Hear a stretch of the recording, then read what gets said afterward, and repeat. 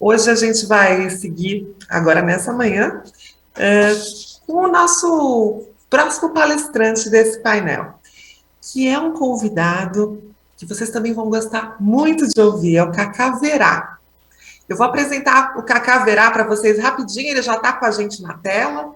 O Cacá Verá é escritor de vários livros já publicados, é ambientalista e conferencista, indígena do povo Tapuia, empreendedor social da Ashoka, fundador do Instituto Arapoti, conselheiro da Bovespa Social e Ambiental, além de professor da Unipaz. Quanta coisa você faz, Cacá! Bem-vindo!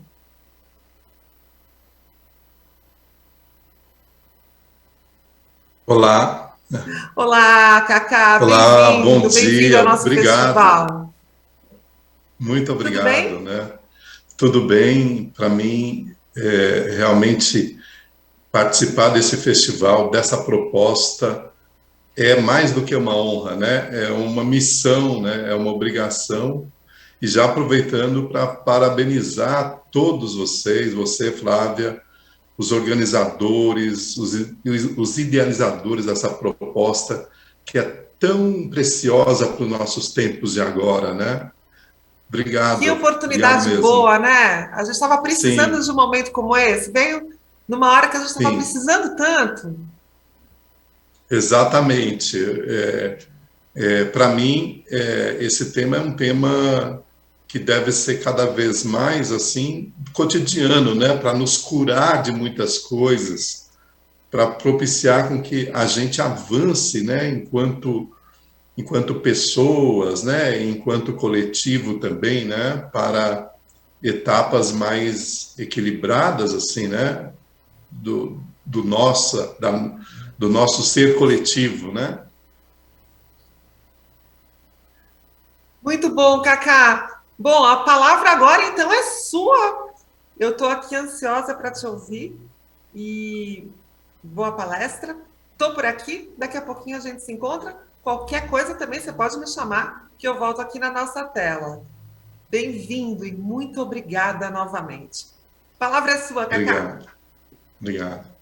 Bom dia a todas, todos que nos veem aqui virtualmente e ao vivo, né? E para mim é uma honra ainda mais assim vir acompanhado da Rita Mendonça, que acabou de falar, e ela já deu mais do que uma deixa, né? Ela já colocou aqui os princípios fundamentais, alguns pontos, né? Fundamentais a respeito de Gaia, né? Que na tradição tupi nós simplesmente chamamos de Yandesi, né? Yandesi significa a nossa mãe, a mãe terra.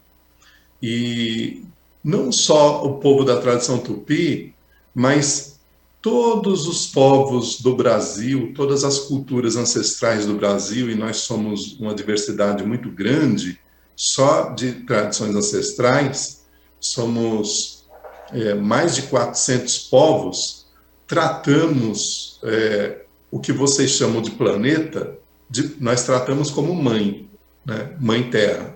Na língua tupi é Yandesi, a nossa mãe. Mas, além do Brasil, da América do Sul, todos os povos das Américas, da América Central, da América do Norte, têm esse mesmo reconhecimento da Terra como uma grande mãe da natureza, como uma grande mãe, assim. E durante muito tempo, os estudiosos, antropólogos, etnólogos acharam, de certa forma alguns acham ainda, que isso é uma força de expressão, que é uma licença poética, ou até mesmo que é uma crença, né, dessas culturas ancestrais. Eles chamam, acham até bonitinho, né? Eles chamam a terra de mãe, mãe terra, né? Mas, como bem a Rita Mendonça apresentou, não é simplesmente uma crença, não é simplesmente uma força de expressão, né? Para nós, a terra realmente é uma grande mãe e para entender como que nós vemos a Terra como uma grande mãe, eu vou falar de algo que na tradição indígena, né, nós chamamos de Akan Avá, a maneira de ver, né? Existem três maneiras de ver, três maneiras de aflorar a consciência dentro dessa filosofia ancestral, dentro dessa filosofia da tradição tupi. Nós podemos chamar também de atenção. A primeira atenção, a segunda atenção, a terceira atenção. Né? Na primeira atenção, as pessoas que têm a sua consciência focadas na primeira atenção, percebe a vida a partir dos cinco sentidos, a partir do mundo externo. E nessa visão a partir do mundo externo, você só considera o que existe a partir daquilo que você percebe com cinco sentidos, né? Nós chamamos isso também de o mundo da mensuração. Você só reconhece na vida aquilo que pode ser mensurado, né? E normalmente as pessoas que têm o foco da sua consciência na primeira atenção são também chamados assim de materialistas, né? Mas qual que é a grande questão desse tipo de consciência que é extremamente focado na primeira atenção? Na primeira atenção, você é mais importante, né? E nesse ponto de você ser mais importante, o mundo se apresenta de uma maneira aleatória, ocasional, casual, e a Terra também entra nesse modo de percepção, né? nesse bojo de percepção. E isso tem desenvolvido determinadas maneiras de ver o mundo que coloca o ser humano distanciado da natureza, distanciado daquilo que, na verdade, é vital para a manutenção da vida, né? Nós chamamos isso de tonal. Na tradição xamânica, por exemplo, do povo tolteca, se diz que aquela pessoa é tonal, né? Vê o mundo somente a partir do lado de fora, né? Basicamente. Na segunda maneira de perceber a vida, de perceber o mundo e de perceber a Terra, você já consegue olhar que a Terra, por exemplo, não é algo ocasional, casual, aleatório, né? E que a vida não é simplesmente um sistema fenomenológico, né? Fenômenos acontecem aleatoriamente. Você já começa a perceber que há uma certa ordem e há um sistema que opera a vida. Você começa a perceber que existe uma lógica maior por trás disso.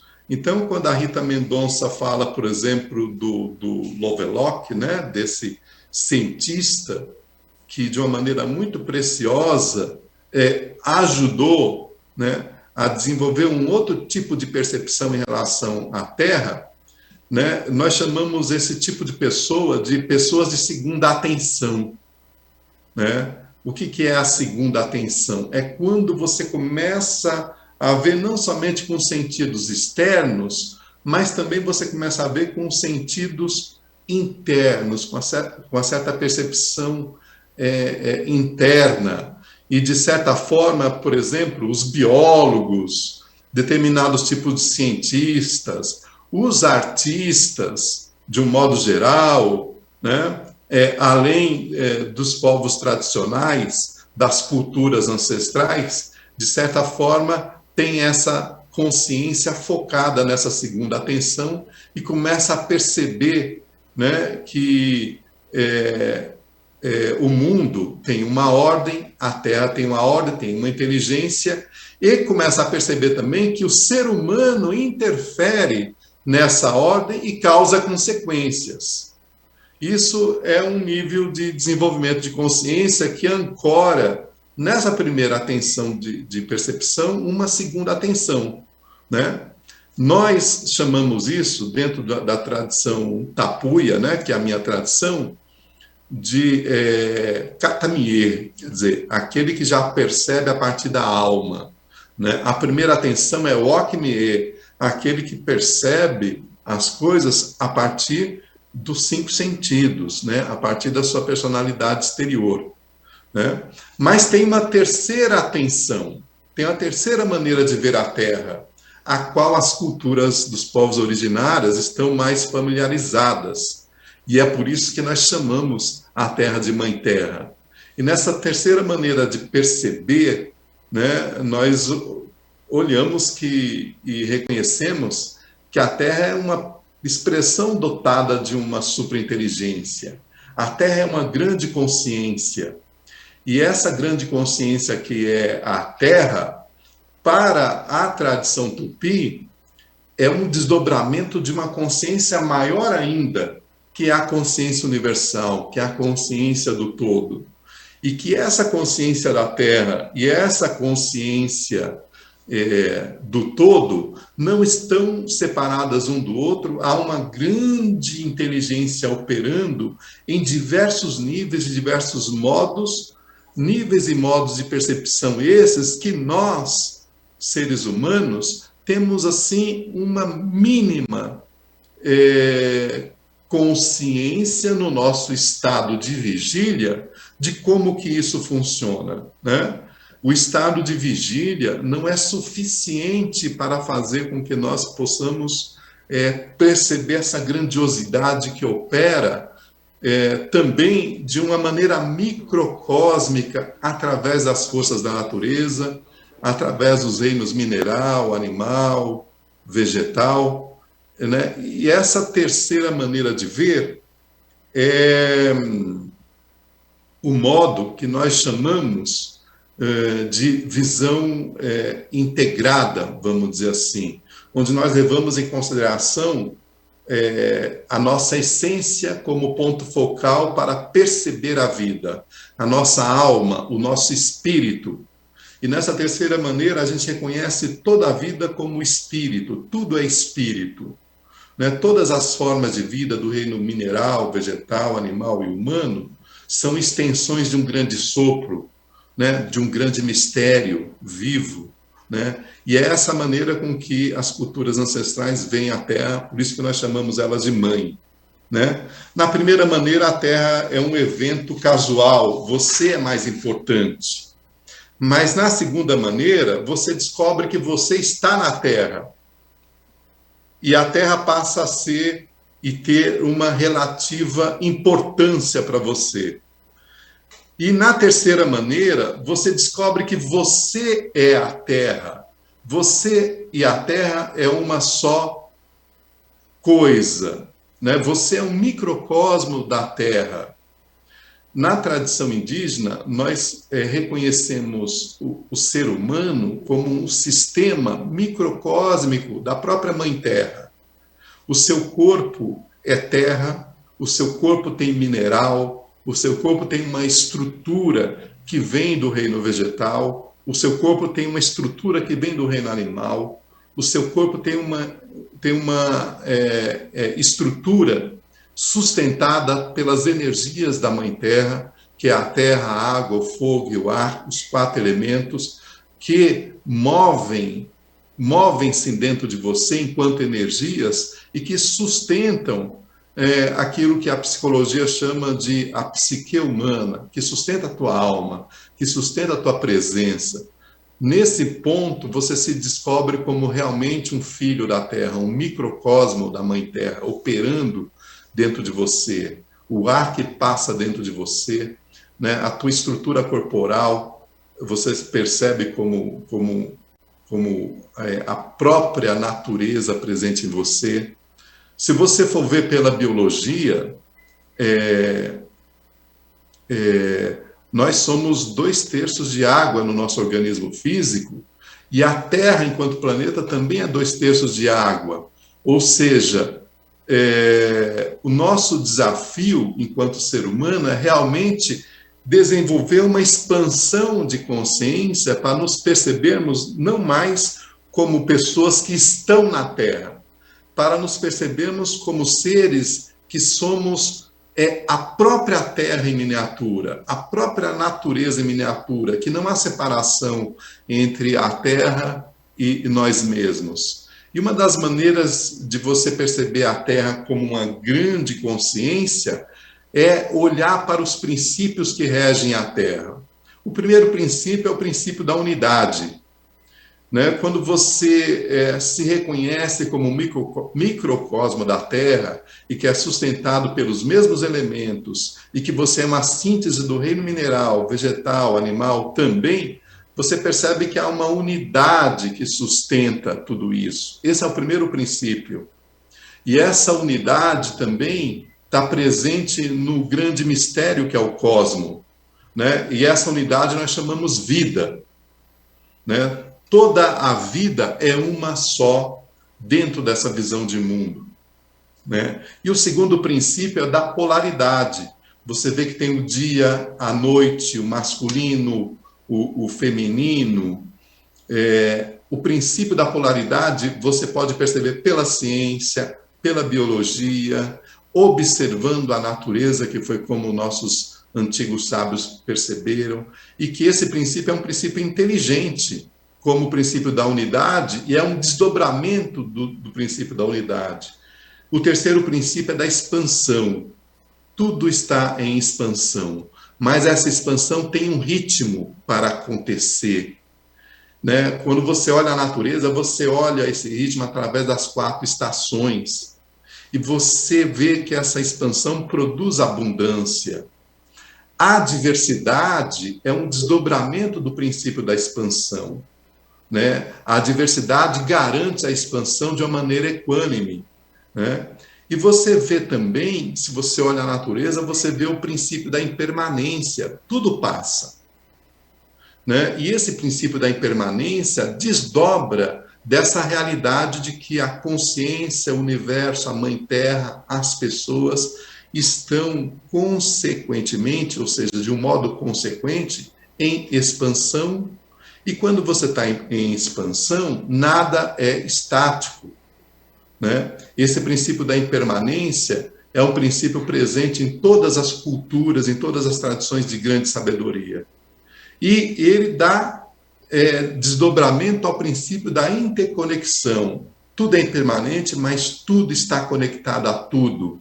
O reino mineral desdobra-se para o reino vegetal desdobra-se para o reino animal desdobra-se para o reino humano. Nós, como seres humanos, somos descendentes do reino animal, do reino vegetal, do reino mineral. Nós não somos separados da natureza.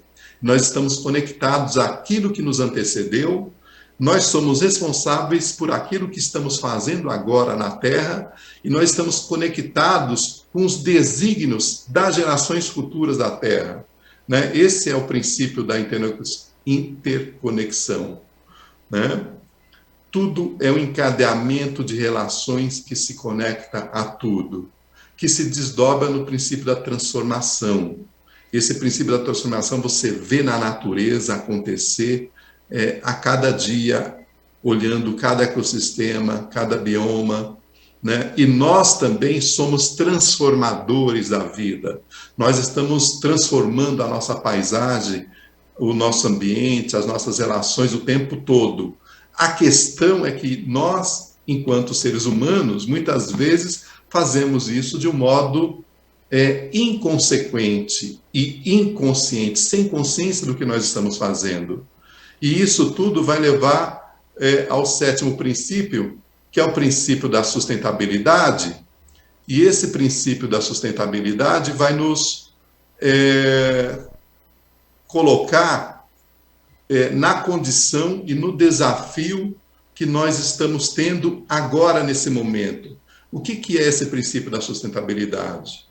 É o reconhecimento de que a vida no microcosmo, que somos nós mesmos, e no macrocosmo, que é o todo, para seguir avante, é preciso agir com o reconhecimento da consequência que nós causamos no mundo. Né? Se for uma consequência baseada na ignorância e somente na primeira atenção, né, nós vamos gerar cada vez mais desequilíbrio. Mas se for uma consequência a partir do reconhecimento dos princípios que regem a vida e a partir da ideia de que nós e a natureza somos profundamente interrelacionados, nós vamos gerar equanimidade nas relações. E é por isso que, fechando aqui a minha fala, quando a gente traz o tema da diversidade em todos os espaços possíveis, isso nos ajuda a desenvolver consciência, né? E gerar realmente sustentabilidade. Né? Mas é necessário olhar para qual é a atenção que a sua consciência está focada, antes de mais nada, né? Para que a gente possa promover uma integração desses três modos de focar a nossa consciência. Uma consciência de primeira atenção sem sensibilidade leva à destruição. Uma consciência de segunda atenção começa a levar cada um de nós a uma percepção do nosso estar no mundo. E uma consciência de terceira atenção, que é uma consciência integrada, vai nos levar realmente à sustentabilidade. Essa a minha mensagem aqui nesse momento. Eu agradeço essa oportunidade. Obrigado a todas e todos. Nossa, Cacá, somos nós que agradecemos. Quanta coisa importante. Você falou, acho que sem usar essa palavra ainda, mas eu fiquei pensando muito em pertencimento, que é uma das necessidades mais básicas, né, que nós temos, nos se sentir pertencendo. E originalmente nós pertencemos. Fiquei muito, muito pensativa nessa frase que você trouxe de Sim, nós não estamos Flávia, na Terra, nós somos. nós somos. Nós somos Sim, parte. Flávia. A Obrigada. nossa consciência de pertencimento, quando ela está só focada na primeira atenção, no mundo exterior, ela acaba sendo limitada, no máximo, à nossa família, às nossas relações mais próximas, né? Mas as culturas milenares trazem uma consciência de pertencimento realmente um pouquinho mais ampla, no sentido de nos reconhecermos como uma grande família, né? Integrando os animais, os vegetais, o reino mineral, né? Os ecossistemas, né? Como nossa casa. Né? É isso mesmo. Né? É ampliar nossa consciência de pertencimento. Esse é o nosso desafio. Ampliar essa consciência nos torna mais responsáveis. Dá uma sensação de protagonismo mais importante, maior, mais amplo. Muito obrigada. Muito, muito obrigada, Cacá. Saúde para você. Obrigada. Obrigado.